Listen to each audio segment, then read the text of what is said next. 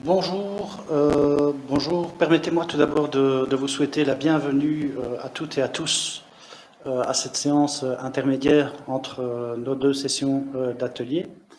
Mon nom est Guy de Mulenard, je suis conseiller et responsable pour l'aile wallonne de Fedustria, qui est la Fédération belge de l'industrie du bois, de l'ameublement et du textile. Donc cette session, qui sera quand même relativement courte, est consacrée exclusivement à l'aspect recherche et développement, et plus particulièrement aux opportunités que peuvent apporter la nouvelle programmation européenne en matière de recherche qu'est Horizon Europe. Bien entendu, on se focalisera aussi ici sur les thématiques de recherche en rapport avec l'objet des rencontres filière bois, c'est-à-dire le changement climatique, et les relations avec la forêt, sa gestion et l'utilisation de la ressource. Et donc vous verrez que ce sont des sujets qui font l'objet d'une grande attention et qui démontrent qu'ils sont quand même aussi d'une grande acuité vu les défis que nous rencontrons actuellement en termes de changement climatique. Et donc pour cela, nous avons la grande chance d'accueillir Madame Valérie Cavillo, qui est experte au NCP Wallonie. C'est un organisme dont l'objectif est de faciliter l'implication des acteurs wallons dans les projets de recherche au niveau européen, que Madame Cavillo présentera plus en détail dans son exposé. Mais donc, avant de céder la parole à notre oratrice, je voulais vous inviter à poser toutes vos questions éventuelles dès maintenant via le chat sur YouTube, et nous aurons ensuite l'occasion de les reposer à Madame Cavillo à la fin de sa présentation. Donc sans plus attendre, Madame Cavillo, la parole est à vous. Merci beaucoup, Monsieur de Mulenard. D'abord, merci de m'accueillir aujourd'hui. En effet, comme on vient de l'indiquer, la Commission européenne a identifié, on va dire de manière identique finalement par rapport à ce que j'ai entendu ce matin, des thématiques de recherche sur lesquelles elle va proposer toute une série de projets qui pourront être financés.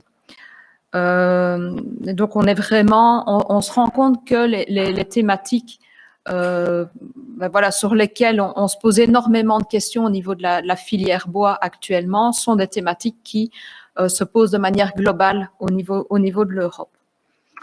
Mais avant vraiment d'entrer dans le cœur du sujet, je vais peut-être rapidement expliquer les activités du NCP.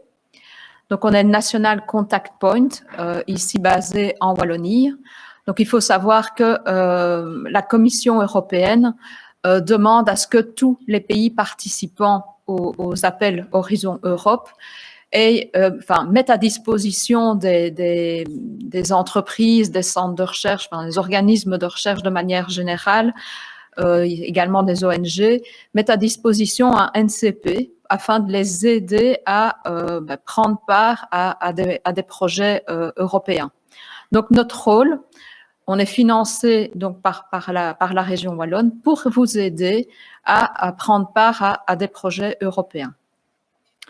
Donc, on est vraiment des spécialistes dans le cadre de ces projets. On est une petite équipe où on s'est réparti les domaines de recherche. On est tout à fait neutre, donc on travaille de manière de toute façon de manière très très neutre et en toute confidentialité avec les entités wallonnes pour vous proposer vraiment toute une série de projets de recherche. Alors quels sont vraiment les services du NCP? Clairement, c'est un peu comme aujourd'hui, c'est d'abord de vous informer sur les sujets qui pourraient vraiment vous intéresser et pour lesquels vous pourriez prendre part dans le cadre de projets européens. Vous aider vraiment à sélectionner le sujet qui rentre vraiment dans vos besoins, vos demandes. Et par la suite, ça va être d'identifier des partenaires, ou d'identifier des consortia qui seraient actuellement en montage sur la thématique qui a été identifiée.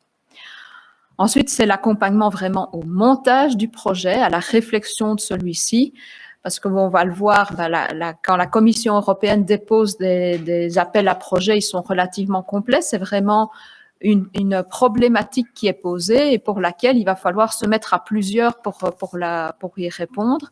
Et il faut vraiment que le projet tel qu'il va être présenté réponde à l'ensemble de la thématique. On ne peut pas se dire on va répondre à une partie et peut-être qu'un autre projet répondra au reste. Non. Quand une thématique est posée, une problématique est posée par la Commission européenne, il y a vraiment cette nécessité d'y répondre totalement. Et donc, c'est un peu notre rôle, c'est de relire votre projet et de voir si vraiment il rentre dans les clous par rapport à ce qu'a exigé la Commission européenne. Et ensuite, voilà, si vous avez la chance d'être financé, on vous accompagne aussi dans la poursuite du projet, dans la phase de reporting, dans le volet de financement. Donc, je vous le disais, on est une petite équipe de 8 personnes pour lesquelles chacun a vraiment ses thématiques. Donc, moi, j'ai en charge la thématique food, biotechnologie et climat. Voilà, les appels à projets vont être prochainement lancés. Donc, la commission devrait les lancer d'ici la fin du mois. Mais les deadlines sont déjà à court terme pour les appels 2021 du 1er septembre 2021. Donc, il n'est pas trop tard, mais en tout cas, il est temps de se poser la question si on a un intérêt à prendre part à ces projets et à rapidement nous en informer pour qu'on puisse vous aider à identifier des projets qui seraient déjà en train de se construire. Alors, comme je l'ai dit, la Commission européenne a identifié toute une série de topics et il y en a une série qui peuvent vraiment rentrer dans vos attentes, dans vos besoins au niveau de la filière. Je vais en présenter 4, il y en a d'autres, vous verrez, je vous ai mis les intitulés des autres, mais on en a sélectionné 4 dont je vais rentrer un peu plus dans le détail maintenant. Donc, je vous le disais, la Commission n'a pas encore communiqué officiellement les appels. On travaille actuellement sur base des drafts, mais voilà, les drafts sont pratiquement, on est à la fin de la définition de ces drafts, vu que les appels devraient être communiqués fin mai. Donc, s'il y a encore des modifications, ça va être une virgule ou une autre, mais il n'y aura plus de très grandes modifications. Comment se présentent les présentations? Vous allez voir la présentation de ces sujets. On va voir dans la colonne de gauche sont repris le type de projet. En fait, il y a 3 catégories de projets dans les projets européens. Il y a les RIA, les IA et les CSA. Les RIA, ce sont des Research and Innovation Action. Ce sont des projets beaucoup plus en amont, plus de recherche finalement, plus fondamentaux. Les IA sont des Innovation Action, où là, on est déjà plus proche du marché. Vous allez voir, on classe les projets par niveau de TRL, donc le Technology Readiness Level. Dans cette colonne, vous allez également trouver le budget qui est alloué au projet, la deadline du projet, le nombre de projets qui seront financés. Donc ici, voilà, il y aura 6 millions par projet et au total, il y a 4 projets de financés. Donc au total, la Commission met 24 millions sur la table. Et enfin, donc ce que je vous disais, le niveau de TRL. Donc voilà, le premier sujet qu'on a identifié pour votre domaine, c'est un projet qui vise à étudier la contribution de la gestion forestière à l'action climatique et en particulier au stockage du carbone. Donc c'est une thématique qui a été déjà discutée ce matin. Je pense que Monsieur Jean-François Bastin en a touché un mot et voilà, il y a un projet en tout cas au niveau de l'Europe qui va permettre de financer ce type de projet. Donc, le but du projet, ça va être de développer des connaissances, des outils, des modèles, des bases de données et ainsi d'obtenir des valeurs qui seront propres aux pays qui seront impliqués dans le projet ainsi qu'aux régions. Et ces données seront mises à disposition des États membres et des pays associés en vue d'améliorer le suivi et l'établissement de rapports relatifs aux réservoirs de carbone forestier. Donc, l'ensemble des données qui seront issues, par exemple, de télédétection pourront être utiles pour estimer ou vérifier les gains et les pertes de biomasse vivante forestière, les changements de superficie forestière, l'état de la santé des forêts et ainsi identifier les forêts plus anciennes qui seraient riches en carbone, mais également identifier les perturbations naturelles. Donc, les systèmes qui, eux, seront basés sur des échantillons, d'un autre côté, devraient soutenir la cartographie des changements dans d'autres réservoirs de carbone. On en a également parlé ce matin, tels que le carbone organique du sol, les sols minéraux et organiques et la matière organique morte. Donc, il y a ainsi une estimation plus robuste des flux entre ces réservoirs de carbone forestier qui souvent sont négligés dans les inventaires de gaz à effet de serre, va ainsi permettre d'estimer leur importance en tant que réservoir de carbone et le rôle que la gestion forestière peut jouer pour les améliorer, tout en tenant compte des besoins de la biodiversité et de la résilience. Autre sujet proposé par la Commission européenne vise ici à améliorer les connaissances scientifiques sur les forêts de l'Union européenne, y compris les forêts anciennes, ainsi que les capacités d'atténuation du changement climatique. Donc, ce projet il vise à accroître les connaissances scientifiques pour une mise en œuvre efficace de bonnes pratiques de gestion qui garantissent les fonctions multiples dans différents types de forêts en Europe et ainsi augmenter les stocks de carbone forestier, que ce soit à court, moyen ou long terme.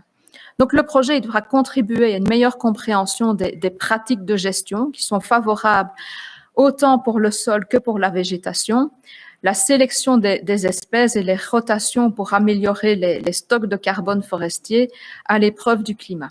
Le projet devra également tenir compte de la dynamique du carbone stocké dans les différents bassins, donc que ce soit biomasse aérienne, biomasse souterraine, bois mort, ainsi sous différents régimes de gestion forestière et à différentes échelles pour identifier les adaptations qui sont possibles au modèle européen actuel de gestion durable des forêts.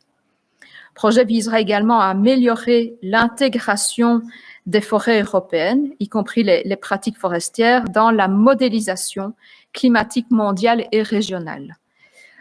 Il va également viser à élaborer des recommandations pour une mise en pratique, y compris en spécifiant les mesures sylvicoles à appliquer à différents types de forêts afin de maximiser leur potentiel d'atténuation tout en assurant la fourniture des autres services écosystémiques, tout en respectant pleinement les principes écologiques favorables à la biodiversité, mais également à la conservation des sols. Autre point que ce projet devra couvrir, c'est l'analyse des aspects socio-économiques des stratégies d'atténuation fondées sur les forêts, donc y compris la perception des gestionnaires forestiers. Donc, vous voyez, les gestionnaires forestiers ont aussi leur place dans ce type de projet. Et je viens de voir le temps qui me reste, c'est court, et les facteurs influençant leur prise de décision tels que les choix des consommateurs, l'intégration sectorielle et la concurrence internationale. Enfin, autre point pour ce projet, c'est l'amélioration des connaissances sur l'intégrité environnementale, l'acceptabilité sociale et la faisabilité économique des mesures d'atténuation fondées sur les forêts, telles que le boisement, le reboisement, la restauration des forêts, la protection des forêts. Voilà, donc c'est un projet qui est vraiment multi-acteurs, comme vous l'avez vu. Autre sujet, et je vais essayer d'aller rapidement dessus. Donc là, c'est la mise en place d'un observatoire des impacts du changement climatique et du réseau de démonstration de projets pilotes de restauration intelligente face au climat. Donc là, c'est vraiment la mise en place d'un réseau européen. Le but, c'est de développer une vue d'ensemble factuelle des activités de restauration forestière actuelles et prévues à travers l'Europe et leurs impacts socio-économiques et environnementaux, quantifier les synergies et les compromis possibles entre des objectifs de gestion forestière contrastés à différentes échelles spatiales et temporelles dans différents contextes sociaux et environnementaux. Donc, on va analyser les cas de restauration typiques pour systématiser les connaissances sur les réussites et les échecs de mise en œuvre dans des contextes régionaux spécifiques. De toute façon, je pense que vous aurez à disposition mes slides. Je ne vais pas rentrer plus dans les détails. Et le dernier topic que je voulais vous présenter, là, il a pour but d'augmenter la performance environnementale des procédés industriels des secteurs biobasés et entre autres, en tout cas, le travail du bois. Et donc là, ce projet va permettre d'améliorer des méthodologies existantes ou de développer des nouvelles méthodologies pour évaluer les impacts environnementaux de ces processus. Ensuite, d'évaluer et d'analyser les impacts environnementaux des processus biologiques identifiés sur base de cette nouvelle méthodologie développée et sur base des résultats obtenus, identifier et évaluer les solutions possibles pour améliorer la performance environnementale des procédés biosourcés. Et cette étape étant franchie, qu'on aura à disposition ces résultats, on pourra ensuite faire la démonstration des meilleures solutions qui ont été identifiées afin d'évaluer leur efficacité, d'évaluer les procédures de suivi. Voilà, c'est assez rapide pour présenter ces projets. C'est vrai que la commission est très large. Je vous disais que justement, quand elle posait une problématique, la problématique était assez complète, donc c'est un peu difficile en très peu de temps de vous les présenter. Il y a ensuite toute une autre série de topics, mais là que je ne vais pas vous détailler, mais vous les verrez sur les présentations que vous aurez à disposition. Et de manière générale, n'hésitez pas à me contacter pour que je vous explique vraiment en détail ce qu'il y a derrière ces projets et afin que je puisse vraiment vous aider à prendre part à un projet. Donc, dernier point sur lequel je vais indiquer, c'est que pour former un consortium, il faut au moins 3 entités de 3 pays différents, 3 pays européens, voire des pays tiers. Et donc ça, c'est le strict minimum. Mais comme vous avez pu voir, les budgets sont importants, les problématiques posées sont importantes et il est clair que les consortia sont souvent de l'ordre de 8 à 15, 20 partenaires. Je vais passer ces slides sur les financements, mais vous les verrez. Et de toute manière, moi, là, je suis à votre disposition pour vous aider. On dispose, nous, en interne, de bases de données qui nous permettent d'aller essayer d'attraper des consortia en montage. Cette recherche, elle est basée sur des projets qui ont déjà eu lieu sur des thématiques similaires et pour lesquels on va aller rechercher qui était le porteur de ces projets, quels étaient les taux de réussite de ces porteurs et essayer de vous mettre en contact avec les meilleurs. Ça, c'est notre rôle au niveau du NCP. Voilà. Et il y a la possibilité, quand on a identifié ces porteurs de projets, c'est de vous présenter auprès d'eux. Et cela, ça peut se faire sur base d'une one-page expertise description, donc dont on dispose d'un canevas qu'on peut vous mettre à disposition pour aller frapper à la porte d'un consortium qui serait actuellement en montage. Voilà, désolée de devoir aller si vite et je vous mets ci-joint mes coordonnées. Et n'hésitez pas si vous avez des questions, on a un peu de temps, ça je pense, pour les questions. Merci Madame Cavillo pour cet exposé très intéressant, en tout cas qui nous donne déjà un peu l'eau à la bouche. Et c'est vrai qu'en 15 minutes, évidemment, on est très très loin d'avoir tout abordé. C'est vraiment un exercice extrêmement compliqué. Je pense que au niveau des questions, j'en avais peut-être une, donc il n'y en a pas pour l'instant du public, mais j'en ai peut-être une à vous poser. Est-ce que, quels sont d'après vous les avantages de participer à un projet de recherche européen? De quoi doit-on tenir compte dans cette perspective? Pour une PME, ça peut peut-être sembler assez compliqué à première vue. Est-ce que on peut se lancer dans l'aventure sans crainte d'être dépassé par la charge administrative, par exemple? Est-ce qu'il faut déjà avoir un département R&D ou est-ce qu'il faut avoir une personne full-time qui se consacre à ce genre de projet, ou bien je dirais ça reste quand même à la portée des entreprises? De manière générale, ça reste à la portée des entreprises parce qu'il faut bien, enfin voilà, comme je l'ai indiqué, vous êtes pas tout seul dans un projet. Il y a souvent entre 8, 10, 15, 20 partenaires. Donc la charge de travail que vous allez prendre dans un projet, au final, elle ne saurait pas être très importante. Bon, il y a un coordinateur qui, de manière générale, va de toute façon rédiger le projet. Donc, ce qui vous sera demandé, c'est évidemment quelle est votre contribution au projet, mais c'est pas non plus insurmontable, sachant que le formulaire, de manière générale, il fait déjà 45 pages, donc forcément, vous n'allez pas devoir en rédiger 30. Et donc, forcément, oui, c'est quelle va être votre implication dans le projet. Maintenant, si vous prenez part de manière très importante dans un projet, si vous devenez le coordinateur d'un work package complet, forcément, là, ça prend un peu plus de boulot. C'est ça. Mais maintenant, si on est vraiment contributeur, et on l'a vu, où on demande, par exemple, à des gestionnaires forestiers de s'impliquer, qu'est-ce qu'ils vont devoir faire? C'est mettre à disposition, finalement, des parcelles, permettre à ce qu'on vienne faire des mesures, à ce qu'on suive, à ce qu'on puisse placer, je ne sais pas moi, des détecteurs, des sondes pour faire des suivis, mais et puis voilà, donner un peu son avis sur la question, mais ça ne saurait pas être une implication très importante. Donc voilà, ça dépend un peu de la place qu'on prend dans un consortium. Maintenant, si on veut coordonner un projet, forcément, c'est une autre chose. C'est autre chose. Mais je ne le conseille pas quand on n'a pas encore fait l'exercice de au moins avoir pris part à un projet européen.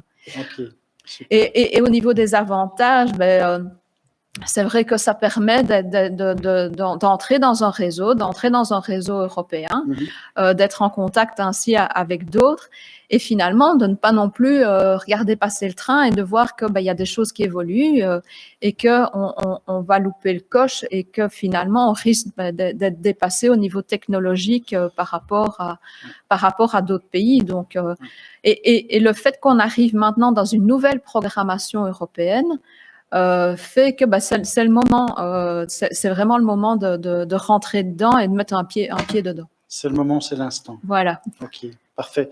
Et puis, bien sûr, il y a votre soutien dans le voilà, montage des dossiers. Tout à fait. Donc là, nous, on est vraiment là pour aider. Voilà, c'est vraiment notre rôle, c'est d'accompagner les entreprises, à prendre les contacts si elle n'ose pas y aller toute seule. Enfin, j'ai des cas où c'est moi qui prends les premiers contacts, qui vais frapper à la porte. Si la porte s'en trouve, je mets mon pied et j'essaye de faire rentrer l'entité wallonne dans le projet. Ok, parfait. Donc, je pense que, voilà, vu le temps qui nous est compté, je pense que… Mes coordonnées sont là et il faut franchement pas hésiter à venir, à me rendre contact avec moi.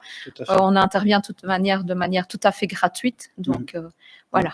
Un conseil ne coûte rien, en tout cas. Oui, donc tout à fait. Hein, donc, pour les personnes intéressées, prendre contact avec le NCP. Il y a aussi le site internet du NCP qui est très intéressant aussi, avec des témoignages assez motivants. Donc on voit qu'il y a clairement des vraies opportunités au niveau de la recherche sur le plan européen pour la filière bois. À mon sens, il peut y avoir aussi une vraie plus-value à y participer. Et donc en cas d'intérêt, voilà, prenez contact avec le NCP pour maximiser vos chances de faire aboutir votre dossier. Merci à Madame Cavillo pour sa participation. Merci au public pour son intérêt. Et, voilà, j'allais dire pour ses questions, mais ils ne sont pas venus. Ouais, mais les gens sont souvent timides et après je reçois plein de mails. Après, lundi, quand je vais arriver, ma boîte sera remplie. Plein de questions. Alors, voilà, nous vous souhaitons bien sûr une bonne continuation pour la suite des rencontres et donc à très bientôt aussi pour les rencontres de l'année prochaine dans des circonstances que l'on espère un peu plus conviviales. À très bientôt. Au revoir. Au revoir, merci.